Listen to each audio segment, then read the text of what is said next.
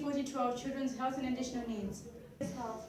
Health involves a person being free from diseases and illness and having a positive well-being mentally, physically and socially. Mental health is how an individual perceives and reacts to their own life and their environment around them, looking at how they can cope with it. Being physically healthy will strengthen one's heart and lungs by exercising and having a balanced diet. It is also important to be free from bacteria and viruses. Social health is how you interact with the society and how people act towards you. The importance of health and how to promote it. Having good health means that you are able to complete everyday tasks without having to face various problems. Health can be promoted by parents and practitioners providing children with healthy foods during breakfast, lunch and dinner, and by putting up posters and information leaflets for children and parents. Also by encouraging children to wash their hands after eating. They can plan out effective activities so children can take part in, for example, cooking activities and circle time, where they discuss the importance of health. The Macmillan sisters introduced health and hygiene in early year settings, stating the importance of having parents and teachers to understand the topic. They also introduced free school meals which are healthy and children can enjoy them. Children can come into settings with dirty clothes and being unhygienic, they will fall ill and not get the opportunity to play and learn. Simpkins stated that they opened the country's first school clinic in Bow and established a night camp where slum children could wash and wear clean night clothes. The causes of health. Health is when the body and mind are in a good functional state. Poor health can be caused by different genetic health conditions, including the environment we live in. One of the environmental factors that affect health is poverty. For example, poor housing can cause problems such as damp, mold, excess cold, structural defects, which increase the risk of accidents, also present hazards to health. This affects living in less economically developed countries as education and medical treatment is limited and not free. They may not have access to medical practice near them. This can affect children's health as parents won't have enough money to afford the travel or to get medical centres and receive medical treatments for their children. Health is also affected by the way parents bring up their children. As parents are constantly at work and not giving children enough time to give them knowledge, children will not understand cleanliness. As well as this, parents might be too busy to cook healthy foods for their children, may just provide them with takeaway frozen food, leading them to having an unhealthy diet. 82% of parents thought that their children were healthy, yet 33% of their children's weight were unhealthy and 14% were obese. This proves that a lot of parents are unaware of what positive health and well-being is. Maslow's hierarchy of needs, which focuses on the importance of 5 aspects such as food, water, warmth, rest, and then leading to children's safety and security. According to Hubley and Copman in 2008, most health authorities in the UK have specialised public health promotion services located within primary care organisations to provide best support for other beliefs and behaviours. The health belief is a model that was first established in the 1950s by social psychologists in the US. This model explains and predicts health behaviours, which is mainly focused on beliefs and attitudes of individuals. However, health beliefs is influenced by a person's religion, ethnicity, culture, and extra affiliations and practices. Culture plays a big part in health beliefs as it defines shared values and social norms of a group. These groups can be based on race, ethnicity, and religion. Individuals generalizing can result in stereotyping and misconceptions that can lead to poor healthcare. For example, some may believe that poor health consists mostly in poorer countries. This may not always be the case, as some places in the UK are not economically developed. This could lead to poor health behaviours and attributes in society where housing states are not good and can affect children's health and access to food. Current debates about health. The 5-a-day campaign consists of 5 portions of food that must be eaten in a day. This includes fruits and vegetables. The benefit of this is that it allows you to have the right amount of protein, vitamins and fat which is needed for the body and good health. However, some may argue that 5 a day may be too much and impossible to comply with, as not everyone can take a regular portion of 5 fruits and vegetables. 5 a day is not compatible for all families, as some may not be able to afford the fruit and vegetables depending on their income. In early year settings, they tend to provide children fruits and vegetables as part of snack time and desserts. Therefore, professionals can talk to children about the importance of fruit and vegetables. But as children get older, they have more control over their choices and refuse to eat healthy foods, especially because fast food is more common and easy to buy after school. Adults should make fruit and vegetables appealing by presenting them in salads and cocktail sticks and encouraging children by eating with them. The promotion of this campaign does not make sense to some people, as it is not clear whether they should be having 5 fruits or 5 vegetables a day. Current debates continued. The National Child Measurement Programme is a programme which collects the measurements of weight and height for children in reception in Year 6. The information is gathered to work out the body mass index of a child. Once the data is collected, parents will receive a letter regarding the next steps.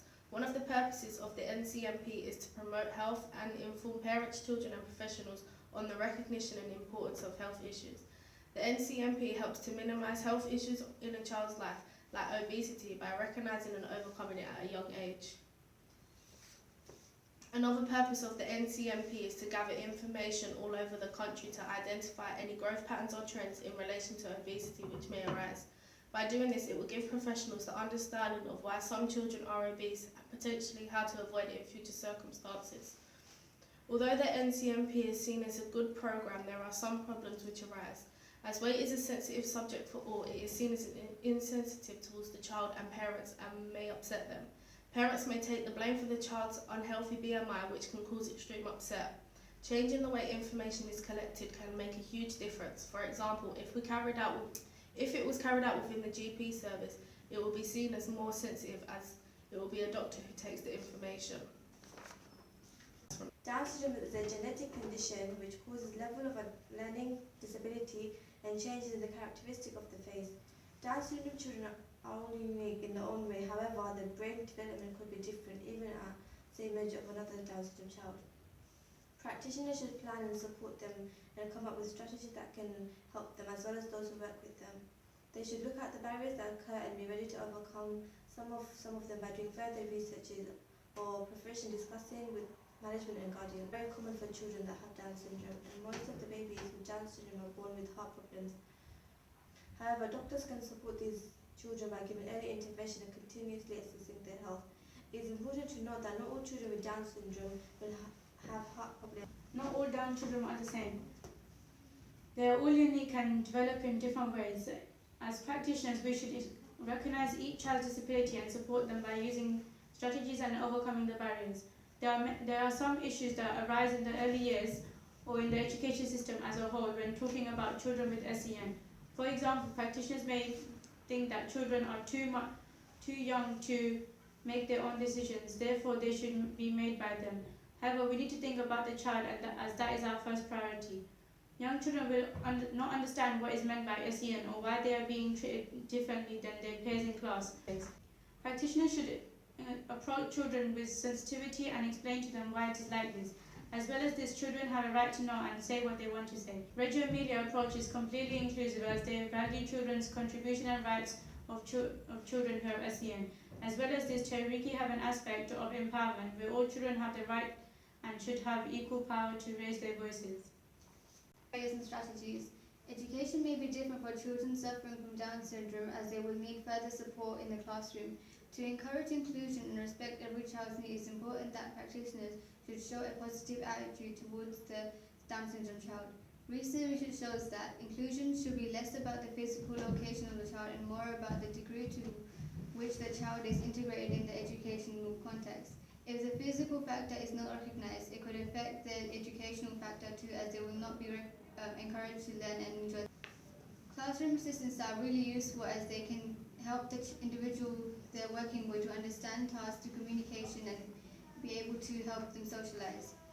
To support a class, the classroom assistant will help the child with Down syndrome to learn as much as everyone else in the classroom and be able to build friendship with their peers and teachers.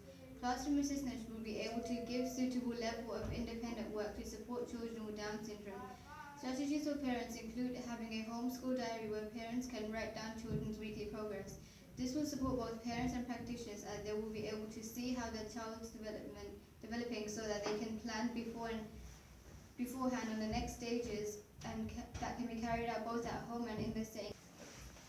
Language and social barriers and strategies. Some children with Down syndrome may have a delay with their speech and language. An example of this would be in a mainstream school, as within the classroom there will be developmental differences in relation to speech and language.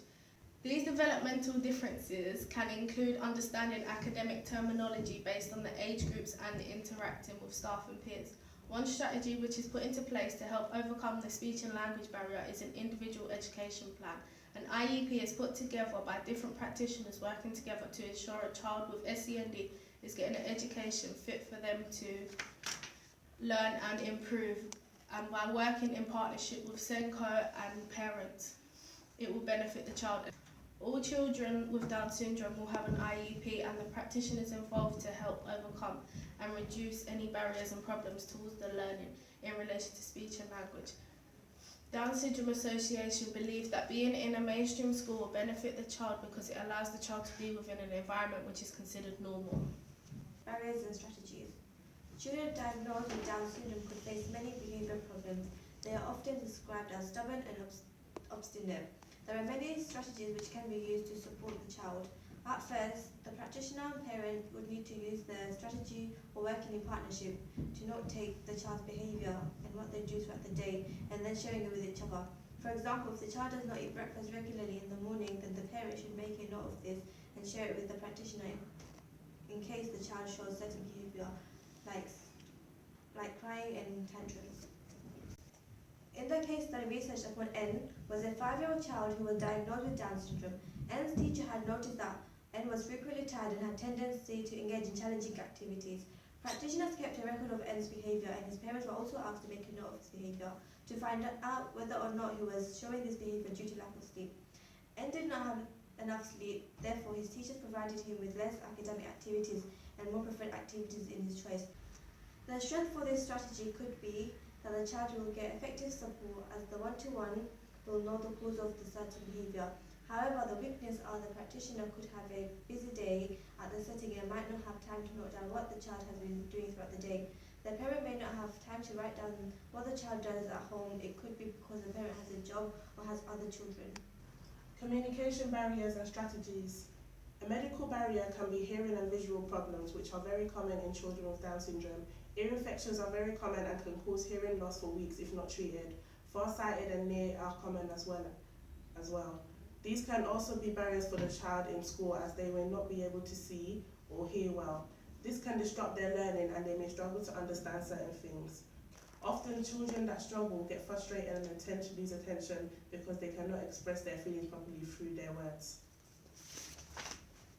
This may cause emotional problems for the child, as they have difficulties explaining what makes them angry. In conclusion to this, health is an important aspect of learning and development. However, if children are aware of these factors, it can affect their health. These factors can be caused by biological and environmental factors. To avoid bad health, there are debates put forward such as 5 a day and the NCMP that support parents in particular about their children's health. However, these may not be suitable for everyone, as some are sensitive and some are impossible to maintain. Especially, there are also many barriers for children with Down syndrome that affect not only their child's health but also their emotional well-being, as they will receive different support from others and they may feel different and left out.